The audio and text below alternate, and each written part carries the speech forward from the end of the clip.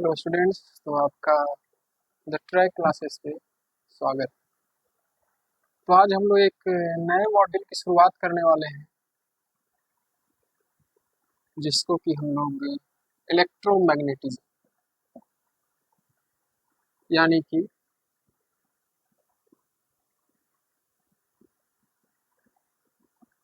विद्युत चुंबकत्व के नाम से जानते हैं। तो जब विद्युत चुंबकत्व की बात आती है तो ये है क्या? तो विद्युत चुंबकत्व के बारे में कहा गया है कि यह विज्ञान का एक ब्रांच है, विज्ञान की एक शाखा है, जिसमें हम लोग इलेक्ट्रिसिटी यानी कि विद्युत और चुंबक के गुणों का अध्ययन करते हैं तथा विज्ञान की वह शाखा जिसमें हम लोग विद्युत और चुंबक के गुणों का अध्ययन करते हैं, उसी को हम लोग कहते हैं विद्युत चुंबकत्व। और पूरे फिजिक्स का देखा जाए तो थर्मोडायनामिक्स के बाद ये काफी इंटरेस्टिंग पार्ट है, क्योंकि यह हमें दुनिया को देखने का एक अलग नजरिया प्रदान करता है। हर जगह अगर बात करें अपने यूनिवर्स के, तो यूनिवर्स के हर एक पार्ट में किसी न किसी रूप में विद्युत और चुंबक मौजूद है। यदि आप किसी चीज को देखने में लाइट का इस्तेमाल कर रहे हैं, तो उस प्रकाश में भी जो है विद्युत और चुंबक का गुण पाया जाता है। हमारे शरीर में जब सूचनाओं को एक जगह से दूसरे जगह तक पहुंचाने की बात आती है, तो वह काम भी कहीं ना कहीं इलेक्ट्रिक पल्सेस विद्युत के फॉर्म में होता है। यानी कि देखा जाए तो हमारे चारों ओर विद्युत और चुंबक के अथाह एग्जाम्पल भरे पड़े। तो यही कारण है कि इलेक्ट्रोमैग्नेटिज्म का स्टडी हमारे लिए काफी जरूरी हो जाता है, ताकि उन सभी घटनाओं को हम लोग समझ सकें जो हमारे आसपास घट रही है। तो जब भी कभी हम लोग बात करते हैं इलेक्ट्रोमैग्नेटिज्म की, तो जैसा कि हमने अभी कहा कि यह हमारे पूरे यूनिवर्स के प्रत्येक पार्ट में फैला हुआ है। और जब हम लोग बात करते हैं अपने यूनिवर्स के स्ट्रक्चर की, अपने ब्रह्मांड की संरचना की, तो सामान्यतः हम लोग ज्यादा डीप नहीं जाएंगे, लेकिन जनरली जब बात करते हैं तो हमारा ये जो यूनिवर्स है किस किस चीज से मिलकर बना हुआ है? तो मुख्यतः जो है यह मैटर यानी कि पदार्थ और फील्ड से मिलकर बना हुआ है। मैटर और फील्ड यानी कि क्षेत्र। तो यह इन दो चीजों से मिलकर बना हुआ है, और इन्हीं दोनों चीज के बीच में आता है फोर्स, जिसको कि हम लोग कहते हैं बल। तो पदार्थ के बारे में आप लोग सभी लोग जानते हैं कि पदार्थ किसे कहते हैं, इसकी कितनी अवस्थाएं होती हैं। तो इसको हम लोग छोड़ेंगे और हम लोग अपनी चर्चा शुरू करते हैं फोर्स से और फील्ड से, क्योंकि पूरे इलेक्ट्रोमैग्नेटिज्म में इन दोनों पे काफी ज्यादा हम लोग स्टडी करने वाले हैं कि इलेक्ट्रिक फोर्स क्या होता है, इलेक्ट्रिक फील्ड क्या होता है, मैग्नेटिक फोर्स क्या होता है, मैग्नेटिक फील्ड क्या होता है। जब इलेक्ट्रिक फील्ड और मैग्नेटिक फील्ड जब एक साथ हो जाएंगे तो किस प्रकार की घटनाएं होंगी, या फिर इलेक्ट्रिक फोर्स और मैग्नेटिक फोर्स जब एक साथ मिक्स हो जाते हैं तब किस प्रकार की घटनाएं होगी। तो कहीं ना कहीं ये फोर्स और फील्ड के बारे में जानना हमारे लिए काफी ज्यादा महत्वपूर्ण होता है। तो फोर्स किसे कहते हैं, बल किसे कहते हैं? तो बल के बारे में हम लोग पढ़ते हैं पुश एंड पुलिज फोर्स। किसी पिंड को खींचना या धकेलना बल कहलाता है। लेकिन क्या रियलिटी में यही फोर्स फोर्स का यही डेफिनेशन है? तो नहीं। तो यदि हम लोग बल की परिभाषा को देखें, तो फोर्स के बारे में कहा गया कि force is a type of effect. Force is a type of effect which occurs when intrinsic properties of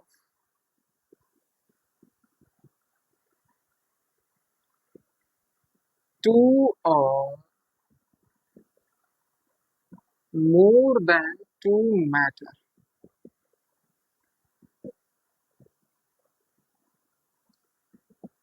interact with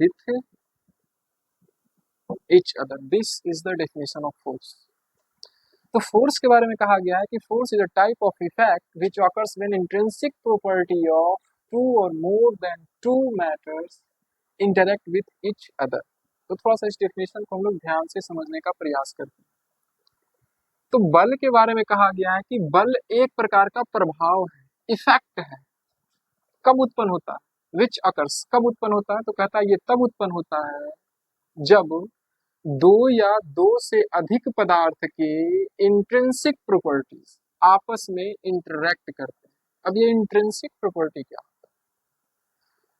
तो इंट्रिंसिक प्रॉपर्टी के बारे में कहा गया है कि यदि कोई पदार्थ है तो उसके पास कुछ ऐसे गुण होते हैं जो कि उसमें होंगे ही होंगे।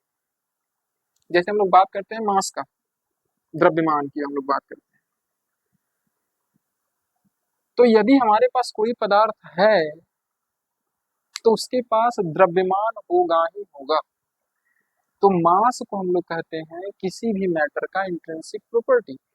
हालांकि अभी तक किसी पदार्थ में द्रव्यमान क्यों होते हैं इसका कोई ठोस रीजन का या फिर कह सकते हैं इसका कोई खास आंसर हमें अभी तक प्राप्त नहीं हुआ है फिजिक्स में।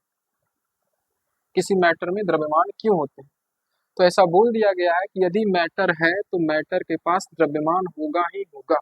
जैसे हम लोग इसको इस प्रकार से समझ सकते हैं कि कोई छोटा सा बच्चा है तो बच्चा है तो नटखट होगा ही होगा, ये उसका गुण है। एक बच्चा से कभी आप ये उम्मीद नहीं रख सकते हैं कि वो बड़ों जैसा आराम से बैठेगा, अच्छी तरीके से बातचीत करेगा, कभी नहीं। वो छोटा सा बच्चा है, 4 महीने 5 महीने या फिर साल भर का, तो वो नटखटपन करेगा ही करेगा। तो कुछ इसी प्रकार से है, यदि हमारे हाथ में ये पेन है तो इस पेन के पास मास होगा, चाहे आप कुछ भी कर लो। और जब यही मास दो अलग अलग हम मैटर लेते हैं, या फिर इसी प्रकार से हम देख सकते हैं कि मेरे हाथ में एक पदार्थ ये है, दूसरा पदार्थ ये है, तो इसके पास भी मास है, मास इसका इंट्रिंसिक प्रॉपर्टी होगी।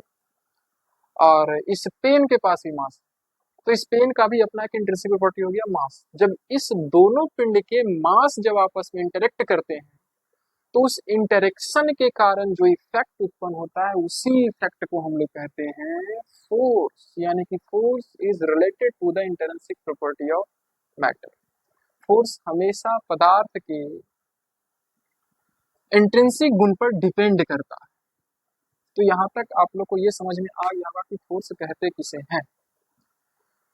तो यदि हम लोग द्रव्यमान की चर्चा करते हैं कि क्या होगा जब दो पिंड के द्रव्यमान आपस में इंटरेक्ट करें। इंटरेक्ट का मतलब होता है आपस में किसी प्रकार का संयोग करना, मिलना, मिलने की कोशिश करना। तो जब दो मास आपस में इंटरेक्ट करते हैं तो उसके कारण जो इफेक्ट उत्पन्न होता है उस इफेक्ट को हम लोग कहते हैं ग्रेविटेशनल फोर्स, जिसको कि हम लोग एफ जी के नाम से, एफ जी से सूचित करते हैं, नाम से कहते हैं। और इसके बारे में, इससे संबंधित नियम न्यूटन ने काफी अच्छी तरीके से दे रखा है कि यदि हम लोग दो पॉइंट मासेस लें जो कि एक दूसरे से आर डिस्टेंस की दूरी पर हो तो उसके बीच लगने वाले फोर्स को हम लोग जी m1 m2 बटे आर स्क्वायर इंटू आर, इस फॉर्मूला से हम लोग इसको सूचित करते हैं। और यह जो फॉर्मूला है इसको हम लोग कहते हैं न्यूटन के गुरुत्वाकर्षण का यूनिवर्सल लॉ, न्यूटन के गुरुत्वाकर्षण का सार्वत्रिक नियम। यानी कि जब भी कभी दो मास आपस में इंटरेक्ट करेंगे, आपस में मिलने का कोशिश करेंगे या फिर एक दूसरे के नजदीक जाएंगे तो हमेशा एक दूसरे के ऊपर गुरुत्वाकर्षण बल लगाएंगे। और यह गुरुत्वाकर्षण बल का मान कितना होगा तो हम लोग उसको इस प्रकार से, या फिर उसका डायरेक्शन क्या होगा तो हम लोग उसको इस फॉर्मूला से निकाल सकते हैं। तो ये फॉर्मूला जो है हमें बहुत बड़े रेंज पे, जैसे चंद्रमा के मोशन को समझने में मदद करता है। हमारा सौर मंडल के अंदर जो ग्रह है वो ग्रह किस प्रकार से गति करते हैं, उनके बीच किस प्रकार का फोर्स लग रहा है, उस फोर्स का उस ग्रह पे क्या इफेक्ट होता है, उन सभी इफेक्ट को समझने में ये जो है फॉर्मूला काफी ज्यादा मदद करता है और काफी हद तक एक्यूरेट रिजल्ट भी देता है। लेकिन समस्या तब उत्पन्न हो जाती है जब हम लोग चर्चा करते हैं एटॉमिक लेवल पे जाकर के। सब एटॉमिक पार्टिकल्स की, जैसे इलेक्ट्रॉन्स की, प्रोटॉन्स की या फिर न्यूट्रॉन्स की। तो जब हम लोग चर्चा करते हैं इलेक्ट्रॉन की, प्रोटॉन की और न्यूट्रॉन की, तो उनके पास ही मास है, वो भी पार्टिकल है, वो भी मैटर का ही अंश है। तो बिल्कुल इलेक्ट्रॉन का पास भी द्रव्यमान होता है, प्रोटॉन के पास भी द्रव्यमान होता है और न्यूट्रॉन के पास भी द्रव्यमान होता है। तो कितना होता है? तो इलेक्ट्रॉन के पास कितना द्रव्यमान होता है? तो 9.11 multiply by 10 to the power minus 31 KG. यदि हम लोग बात करें प्रोटॉन, तो प्रोटॉन का जो द्रव्यमान होता है 1.673 multiply by 10 raise to minus 27 KG. और जब हम लोग न्यूट्रॉन की चर्चा करते हैं तो न्यूट्रॉन का द्रव्यमान होता है 1.674 multiply by 10 raise to minus 27 KG. तो एक एटम सामान्यतः इलेक्ट्रॉन, प्रोटॉन और न्यूट्रॉन से मिलकर बना होता है, जिसमें सबसे भारी जो पार्टिकल है, हम लोग इसके न्यूमेरिकल वैल्यू से देख सकते हैं कि सबसे भारी पार्टिकल्स जो है न्यूट्रॉन होता है, उसके बाद प्रोटॉन होता है और सबसे जो हल्का पार्टिकल है वो होता है इलेक्ट्रॉन। तो इनके पास मास है। तो यह इन जब ये दोनों पार्टिकल्स, कोई भी दो पार्टिकल्स या फिर ये तीनों के तीनों पार्टिकल्स एक दूसरे के पास आए, तो क्या यहाँ पे ग्रेविटेशनल फोर्स लगना चाहिए या नहीं लगना चाहिए? बिल्कुल लगता है, लेकिन यहाँ पे जो ग्रेविटेशनल फोर्स लगता है वो कुछ अलग तरीके से यहाँ पे देखने को मिलता है। जैसे हम लोग बात करें कि एक इलेक्ट्रॉन्स उठा लें और एक दूसरा इलेक्ट्रॉन्स उठा लें और इस दोनों को एक दूसरे से 1 सेंटीमीटर की दूरी पर रखते हैं। हमारे पास दो इलेक्ट्रॉन्स हैं और इन दोनों इलेक्ट्रॉन्स को हमने एक दूसरे से 1 सेंटीमीटर की दूरी पर रखा। तो हमको निकालना है इस दोनों के बीच लगने वाला गुरुत्वाकर्षण बल का मान। तो गुरुत्वाकर्षण बल का मान कितना हो जाएगा? तो F G equals to G m1 m2 बटे आर स्क्वायर। अब दोनों इलेक्ट्रॉन्स हैं तो दोनों का मास सेम हो जाएगा, तो इसको हम लोग लिख सकते हैं जी एम स्क्वायर बटे आर स्क्वायर। वैल्यू पुट कर दीजिए तो मास ऑफ इलेक्ट्रॉन हम पुट कर सकते हैं। तो जी को हम लोग गुरुत्वाकर्षण नियतांक कहते हैं, जिसका वैल्यू आप सबको पता होना चाहिए 6.67 मल्टीप्लाई बाई 10 का power minus 11 newton metre square प्रति केजी स्क्वायर।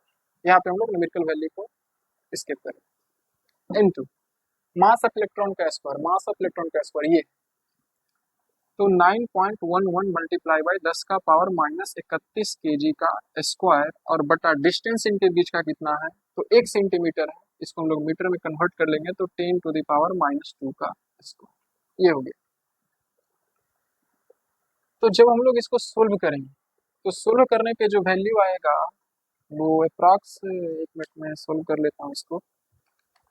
इसको जब हम लोग सोल्व करेंगे तो कितना आना चाहिए? 6.67 मल्टीप्लाई बाई 10 का पावर माइनस 11 और मल्टीप्लाई बाई 9.11 10 का पावर माइनस 31 स्क्वायर स्क्वायर और बटा में 10 का पावर माइनस 2 और इसका स्क्वायर। तो ये जो वैल्यू आई है वो आई है 5.5 गुने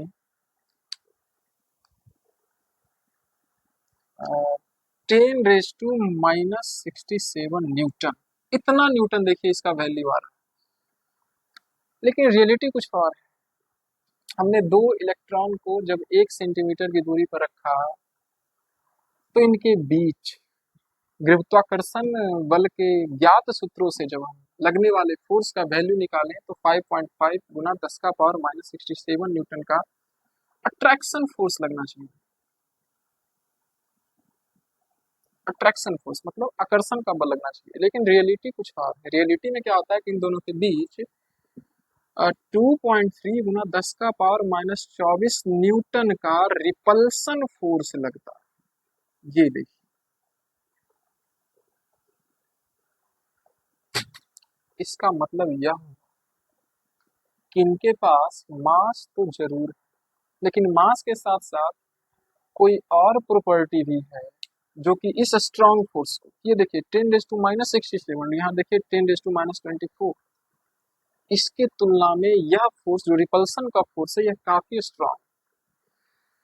तो यहाँ से यह देखने को मिल रहा है कि इलेक्ट्रॉन के पास मास तो जरूर है, मास के कारण वो गुरुत्वाकर्षण बल लगाएंगे, लेकिन मास के साथ साथ कुछ और गुण भी है, और उस गुण के कारण इस दोनों के बीच रिपल्सन फोर्स लग रहा है। इसी प्रकार जब यहाँ पे हम लोग प्रोटॉन को रखते हैं, दो प्रोटॉन को एक दूसरे से 1 सेंटीमीटर की दूरी पे रखते हैं, तो फिर से हम लोग यहाँ पे कैलकुलेट करेंगे, जो भी वैल्यूज आएगा 1.8 मल्टीप्लाई बाई समथिंग 10⁻⁻60 के आसपास इसका वैल्यू आएगा। तो फिर से जब हम लोग देखेंगे तो पता चलेगा कि दो प्रोटॉन के बीच जो भी गुरुत्वाकर्षण बल का वैल्यू आएगा, ठीक है, उससे फर्क नहीं पड़ता, आप कैलकुलेट कर सकते हैं। उसके तुलना में इस बार फिर से दो प्रोटॉन के बीच यही फोर्स लग रहा है, वापस जो फोर्स दो इलेक्ट्रॉन्स के बीच लग रहा था वही फोर्स दो प्रोटॉन्स के बीच भी लग रहा है, और फिर से रिपल्सन। गुरुत्वाकर्षण बल होता है अट्रैक्शन, हमेशा आकर्षित करता है, लेकिन यहाँ पर ये जो फोर्स लग रहा है वो रिपल्सन। फिर से यह प्रयोग दोहराया गया, एक इलेक्ट्रॉन और एक प्रोटॉन को लेकर के 1 सेंटीमीटर की दूरी पर लेकर के, फिर से हम लोग गुरुत्वाकर्षण बल का वैल्यू निकालेंगे, जो भी वैल्यू आएगा उससे फर्क नहीं पड़ता। लेकिन इस बार फिर से देखने को मिलेगा कि इस बार फिर से सेम मैग्नीट्यूड का फोर्स लग रहा है, लेकिन इस बार का जो फोर्स है वह अट्रैक्टिव है, वह जो है अट्रैक्टिव, यानी कि दो इलेक्ट्रॉन एक दूसरे को रिपेल कर रहे थे, दो प्रोटॉन एक दूसरे को रिपेल कर रहे थे, और इस बार एक इलेक्ट्रॉन और एक प्रोटॉन एक दूसरे को आकर्षित कर रहे हैं, लेकिन जो बल का परिमाण है वो सेम। इसका मतलब ही यह होता है कि मास तो है ही, और मास के साथ साथ कोई और इंट्रिंसिक प्रॉपर्टी है जो कि इन सब के साथ जुड़ा हुआ। और जब यह प्रयोग हम लोग न्यूट्रॉन के साथ करते हैं, मतलब न्यूट्रॉन न्यूट्रॉन ले लिए, या फिर न्यूट्रॉन प्रोटॉन ले लिए, न्यूट्रॉन इलेक्ट्रॉन ले लिए, तो हमें ये वाला फोर्स देखने को नहीं मिलता है, केवल और केवल हमें देखने को मिलता है उनके बीच लगने वाला गुरुत्वाकर्षण बल। तो यहाँ से ये जो एक्स्ट्रा गुण है, ये जो एक्स्ट्रा फोर्स लग रहा है, इस फोर्स के लिए जो यहाँ पे गुण है उस प्रॉपर्टी को बोला जाता है चार्ज, यानी कि आवेश। चार्ज यानी कि आवेश। तो मास भी मैटर का एक गुण हो गया है, और आवेश भी मैटर का एक गुण है। मैटर में किसका? तो मैटर में सिर्फ इलेक्ट्रॉन और प्रोटॉन का, ठीक है, सब एटॉमिक पार्टिकल्स में इलेक्ट्रॉन और प्रोटॉन का गुण होता है चार्ज, और यही चार्ज है जो कि रिस्पॉन्सिबल है सभी टाइप के इलेक्ट्रिकल और मैग्नेटिक फिनोमेना के लिए, जो भी हम लोग अपने आसपास घटते हुए देखते हैं, चाहे वो आकाश से बिजली का गरजना हो, या फिर प्रकाश में किसी चीज को देखना, वो सभी जो घटनाएं कहीं ना कहीं इसी चार्ज पर डिपेंड करता है। तो इतना सब बताने के पीछे एक ही वजह था कि चार्ज को डिफाइन करना, कि चार्ज है क्या। तो जिस तरीके से मास को डिफाइन करना कठिन है, उसी तरीके से चार्ज को डिफाइन करना कठिन है, कि चार्ज का डिफिनीशन क्या होना चाहिए। लेकिन फिर भी चार्ज को डिफाइन किया गया कुछ इस तरीके से कि चार्ज किसी भी एटम के अंदर स्थित इलेक्ट्रॉन और प्रोटॉन का इंट्रिंसिक प्रॉपर्टी होता है, या फिर हम लोग ऐसा ना बोल के हम लोग पार्टिकल सीधा बोल सकते हैं, सब एटॉमिक पार्टिकल्स। कि चार्ज जो है किसी भी मैटर के सब एटॉमिक पार्टिकल्स का एक इंट्रिंसिक गुण है, जिसके कारण कोई भी पदार्थ इलेक्ट्रिसिटी और मैग्नेटिज्म की प्रॉपर्टी को शो करता है या फिर फिनोमेना को दिखाता है, उसी को हम लोग कहते हैं चार्ज। हम लोग चार्ज का यहाँ पे डेफिनेशन लिख लेंगे कि व्हाट इज चार्ज।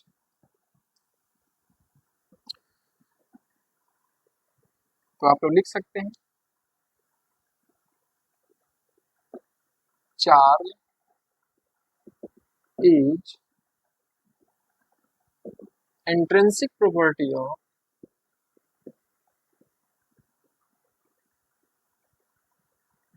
सब atomic particles such as electrons and protons due to which due to which uh, any matter shows the phenomena of electricity and magnetism। तो ये हो गया हमारा चार्ज का डिफिनेशन कि चार्ज किसी भी मैटर के अंदर स्थित सब एटॉमिक पार्टिकल्स जैसे इलेक्ट्रॉन और प्रोटॉन का इंट्रिंसिक प्रॉपर्टी होता है जो जिसके कारण जो है वह मैटर विद्युत और चुंबक के फिनोमिना को एक की घटनाओं को प्रदर्शित करता है। अब यहाँ पे हम लोग ने जितनी भी चीजें देखी थी, जितनी भी अभी यहाँ तक हमने स्टडी किया, वहाँ पे एक चीज हमने देखा कि दो इलेक्ट्रॉन्स जो है एक दूसरे को रिपेल कर रहे हैं, दो प्रोटॉन्स जो है एक दूसरे को रिपेल कर रहा है। लेकिन जब एक इलेक्ट्रॉन और एक प्रोटॉन को हमने रखा तो वो एक दूसरे को अट्रैक्ट कर रहा है। पॉइंट नंबर 1 हमारा ये था। और पॉइंट नंबर 2 जो था ये काफी महत्वपूर्ण है कि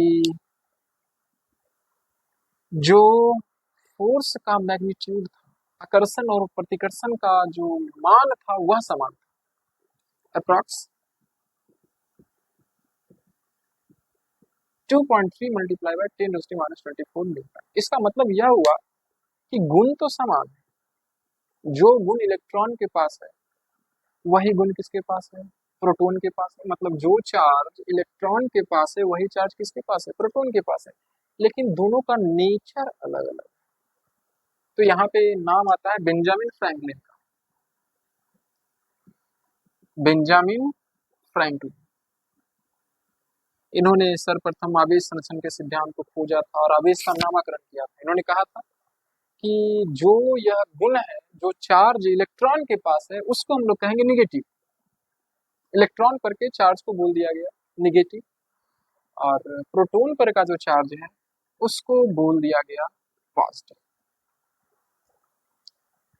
तो इलेक्ट्रॉन के पास जो भी चार्ज होगा उसको हम लोग निगेटिव कहेंगे, और प्रोटॉन के पास जो भी चार्ज होगा उसको हम लोग पॉजिटिव कहेंगे। अब ये पॉजिटिव निगेटिव जो है हम लोग को यह भी ध्यान रखना है कि किसी प्रकार के इंटीजर को शो नहीं करेगा। जैसे मान लिया जाए, हम लोग एक क्वेश्चन को उठा सकते हैं इस प्रकार से कि यदि इलेक्ट्रॉन्स के पास, सपोज कीजिए बहुत सारे इलेक्ट्रॉन्स हैं, इलेक्ट्रॉन्स मिल करके माइनस में 2 कूलम का चार्ज उत्पन्न कर रहे हैं और प्रोटॉन्स जो है प्लस में 2 कूलम का चार्ज उत्पन्न कर रहे हैं। तो यदि मैथमेटिक्स से देखा जाए तो -2 जो है इस +2 से छोटा है। -2 जो है इस +2 से छोटा है। इसका मतलब ये हुआ कि इलेक्ट्रॉन पर का चार्ज जो है प्रोटॉन के चार्ज से छोटा है। नहीं, ये माइनस इंडिकेट कर रहा है कि ये चार्ज जो है इलेक्ट्रॉन पर का, और ये प्लस जो है ये इंडिकेट करता है कि ये चार्ज किसका है, प्रोटॉन पर का।